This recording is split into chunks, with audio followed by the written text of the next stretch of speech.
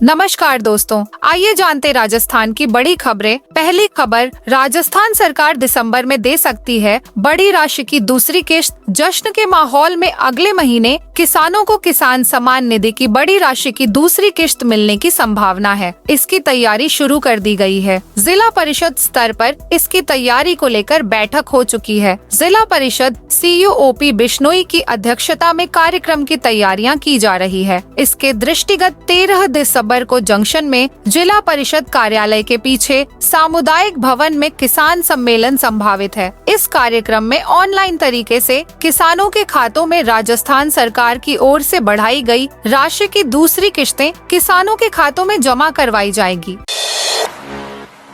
राजस्थान में नए धर्मांतरण कानून के प्रस्ताव को मंजूरी। राजस्थान में धर्मांतरण कानून के प्रस्ताव को मंजूरी दे दी गई है। शनिवार को मुख्यमंत्री भजनलाल शर्मा की अध्यक्षता में आयोजित कैबिनेट की मीटिंग में नए धर्मांतरण कानून के प्रस्ताव को मंजूरी दी गई। कैबिनेट मीटिंग के बाद मंत्री जोगाराम पटेल ने इस बात की जानकारी दी। धर्मांतरण बिल के कानून बनने के बाद प्रदेश में लव जिहाद और जबरन और बहला फुसलाकर किए गए धर्म परिवर्तन पर कठोर सजा दी जाएगी। मंत्री जोगाराम पटेल ने बताया कि बजट सत्र में यह बिल लाया जाएगा। इस कानून के तहत जबरन धर्मांतरण पर 10 साल तक की जेल की सजा होगी। मंत्री ने बताया कि मर्जी से धर्म परिवर्तन करने पर 60 दिन पहले कलेक्टर को सूचना देनी होगी। राजस्थान कांस्टेबल भर्ती में बड़ा बदलाव। राजस्थान के मुख्यमंत्री भजनलाल शर्मा की कैबिनेट मीटिंग में शनिवार को कई बड़े फैसले लिए गए। कैबिनेट मीटिंग के बाद डिप्टी CM प्रेमचंद बैरवा और मंत्री जोगाराम पटेल ने प्रेस कॉन्फ्रेंस कर फैसलों की जानकारी दी। वहीं इस बैठक में एक बड़ा फैसला लिया गया, जिसमें तय किया है कि राजस्थान RSC कांस्टेबल भर्ती की योग्यता अब 10वीं नहीं 12वीं होगी। इससे पहले RSC कांस्टेबल में 10वीं पास की योग्यता थी, लेकिन अब इसे बढ़ाकर 12वीं पास करने का फैसला किया है। इसके साथ ही मेवाड़ भीलखोर में भी 12वीं पास योग्यता रहेगी। कैबिनेट ने इसके लिए कांस्टेबल भर्ती नियमों में संशोधन को मंजूरी दे दी है। जेम एंड ज्वेलरी अवार्ड्स में बोले गौतम अडानी। जयपुर में gem and jewellery export promotion council GJPC द्वारा आयोजित India gem and jewellery awards IGJ का 51वां संस्करण शनिवार को आयोजित गया। इस दौरान अडानी ग्रुप के चेयरमैन गौतम अडानी और उनकी पत्नी प्रीति अडानी भी इस कार्यक्रम शामिल हुई। इस दौरान उन्होंने लोगों को संबोधित करते हुए कहा कि बड़ी सफलता के साथ बड़ी जिम्मेदारी भी आती है। अडानी ग्रुप ने हर चुनौतियों का सामना डटकर किया। साथ ही गौतम अडानी ने अपने अनुभव को साझा करते हुए कहा कि मैं 16 साल की उम्र में अपना घर छोड़कर मुंबई आ गया। मुंबई नए अवसरों का शहर है।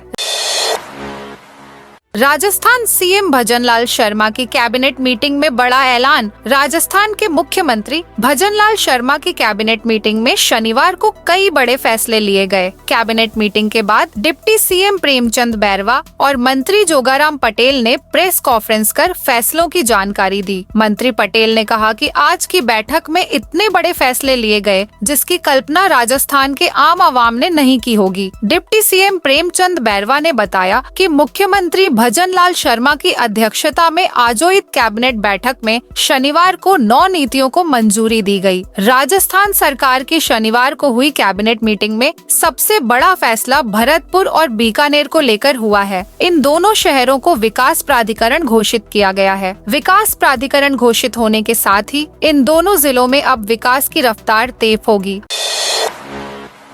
अजमेर दरगाह पर हिंदू मंदिर का दावा करने वाले विष्णु गुप्ता को जान से मारने की धमकी। अजमेर शरीफ दरगाह को हिंदू मंदिर बताने वाली याचिका दाखिल करने वाले हिंदू सेना के राष्ट्रीय अध्यक्ष विष्णु गुप्ता को जान से मारने की धमकी दी गई है। विष्णु गुप्ता को फोन कर जान से मारने की धमकी दी गई। धमकी देने वाले ने फोन पर बताया कि वो कनाडा से बोल रहा है, तूने अजमेर शरीफ पर याचिका दाखिल की है, ज्यादा मत फड़फड़ाओ, गर्दन उड़ जाएगा।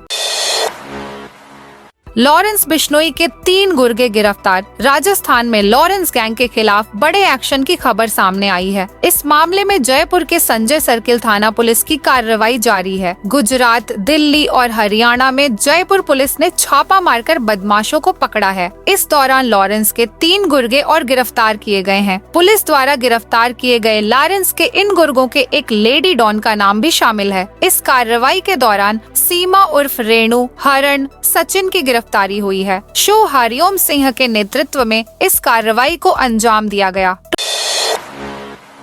टोंक हिंसा के 17 दिन बाद समरावता पहुंचे प्रहलाद गुंजल। राजस्थान में विधानसभा उपचुनाव के दिन टोंक की देवली उनियारा विधानसभा सीट के निर्दलीय प्रत्याशी नरेश मीणा द्वारा एसडीएम को थप्पड़ मारने की घटना और इसके बाद उनकी गिरफ्तारी से समरावता गांव में हिंसा फैली थी। इस हिंसा के 17 दिन बाद शनिवार को कांग्रेस नेता प्रहलाद गुंजल समरावता पहुंचे। टोंक हिंसा के सबसे अहम किरदार रहे नरेश मीणा प्रहलाद गुंजल के करीबी हैं। ऐसे में शनिवार को जब प्रहलाद गुंजल समरावता पहुंचे तो बड़ी संख्या में नरेश मीणा के समर्थक भी उनके आसपास दिखे। समरावता में ग्रामीणों से बातचीत करने के बाद प्रहलाद गुंजल ने पुलिस की कार्यवाही पर सवाल उठाते हुए सरकार और कांग्रेस पार्टी के नेताओं से बात करते हुए आगामी दिनों में पंच पटेलों की महापंचायत बुलाकर समरावता के ग्रामीणों और पुलिस द्वारा दर्ज प्रकरणों में गिरफ्तार लोगों को न्याय दिलाने की बात कही।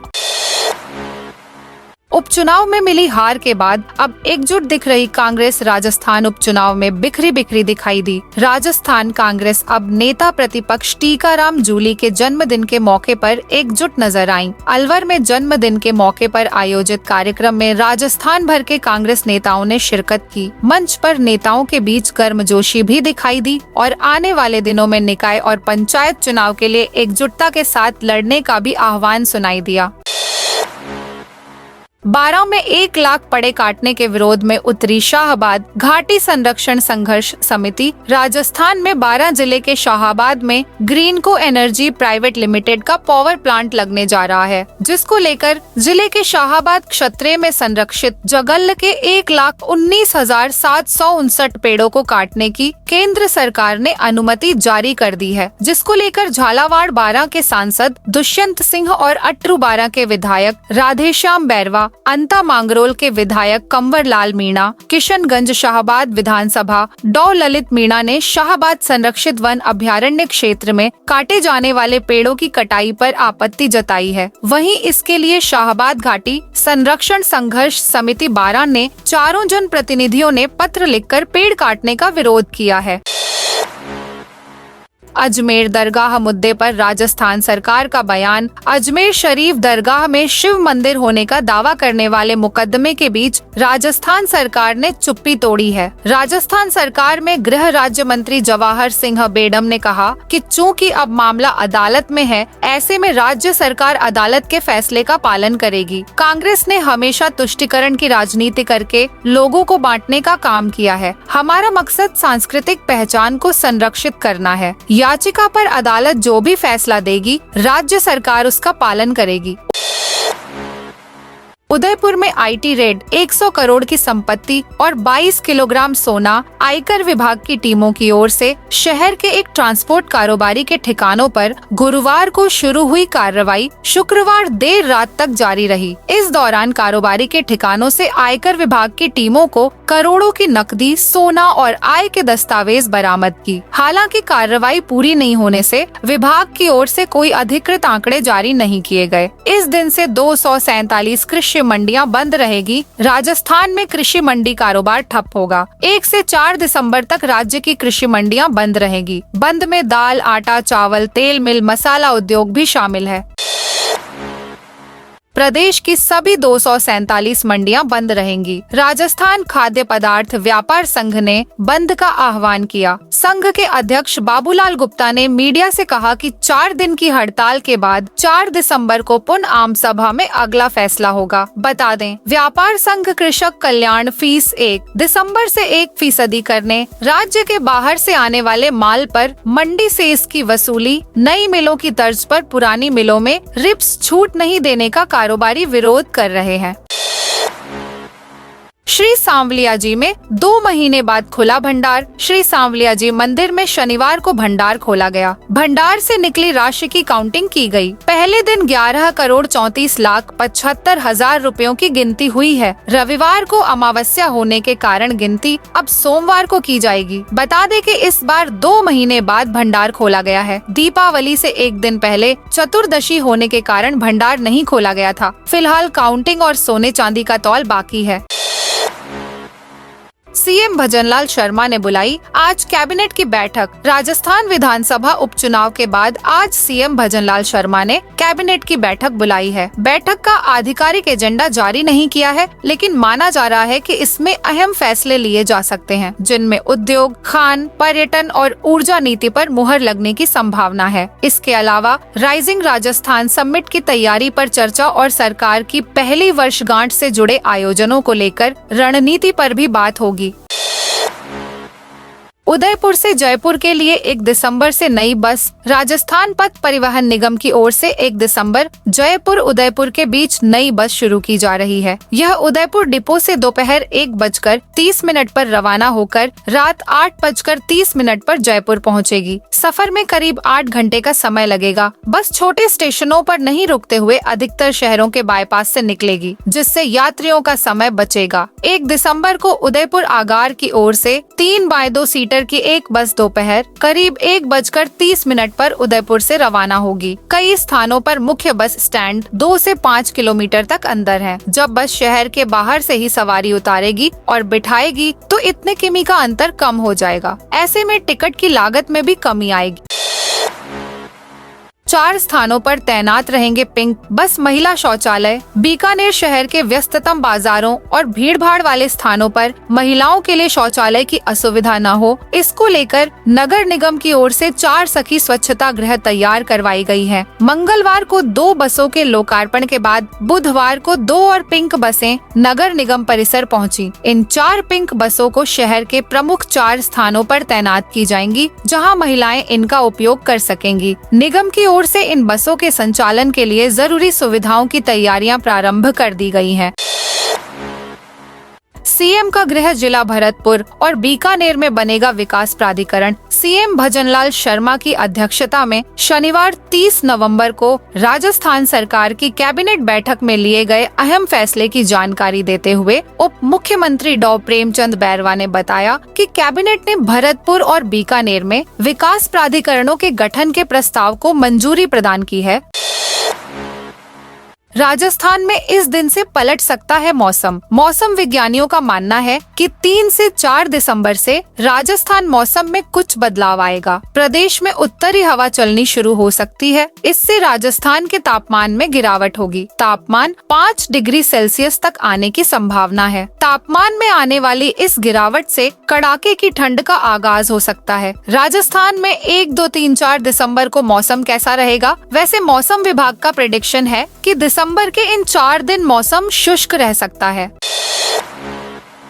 2030 तक एड्स खत्म करने का लक्ष्य। हर साल 1 दिसंबर को विश्व एड्स दिवस मनाया जाता है। यह दिन न केवल HIV एड्स के प्रति जागरूकता फैलाने का अवसर है, बल्कि यह एक ऐसा मंच भी है जहां मानवाधिकार, समानता और कलंक मुक्त समाज की बात की जाती है। इस वर्ष की थीम है सही मार्ग अपनाएं, मेरी सेहत मेरा अधिकार। भरतपुर में फिजिकल थेरेपी से होगा फ्री इलाज। भरतपुर लायंस क्लब और भरतपुर डायमंड के द्वारा 3 दिसंबर को एक कैंप का आयोजन किया जाएगा, जिसमें कमर दर्द, slip disc, scoliosis, cervical pain सहित कई तरह की बीमारियों का फ्री में उपचार किया जाएगा। इस कैंप में एक डॉक्टर की टीम मौजूद रहेगी, जो सभी तरह के मरीजों का उपचार करेगी। अवैध डेयरी हटाने पहुंची निगम की टीम का हुआ विरोध। राइजिंग राजस्थान से पहले जयपुर नगर निगम हेरिटेज एक्शन मोड में आ गया है। शहर में बढ़ते निराश्रित गौवंश कर रेस्क्यू करने के साथ ही निगम की टीम द्वारा अवैध डेयरियों के खिलाफ भी कार्रवाई की जा रही है। इसी कड़ी में शनिवार को नगर निगम की टीम ने सांगानेरी गेट सब्जी मंडी के बीच बन रही पशु डेयरी में छापेमार कार्रवाई कर गौवंश का रेस्क्यू कर उन्हें हिंगोनिया गौशाला पहुंचा। इस दौरान डेयरी संचालकों द्वारा विरोध भी किया गया। इसे रोकने के लिए सतर्कता बस्ती की टीम को बुलाना पड़ा। 2 से 12 दिसंबर तक पालनहारों एवं बच्चों का वार्षिक नवीनीकरण किया जाएगा। सामाजिक न्याय एवं अधिकारिता विभाग जयपुर के निर्देश पर पालनहार योजना में शैक्षणिक सत्र 2024 से 25 के लिए 100% पालनहारों एवं बच्चों का वार्षिक नवीनीकरण सत्यापन करवाया जाना अनिवार्य है। सामाजिक न्याय एवं अधिकारिता विभाग के उप निदेशक रामनिवास यादव ने बताया कि पालनहारों एवं बच्चों के वार्षिक नवीनीकरण के लिए 2 दिसंबर से 12 दिसंबर तक नगरीय निकाय एवं पंचायत समिति स्तर पर मिशन पालनहार मित्र शिविरों का प्रातः 10 से सायं 5 बजे तक आयोजन किया जाएगा। यह थी आज राजस्थान की बड़ी खबरें।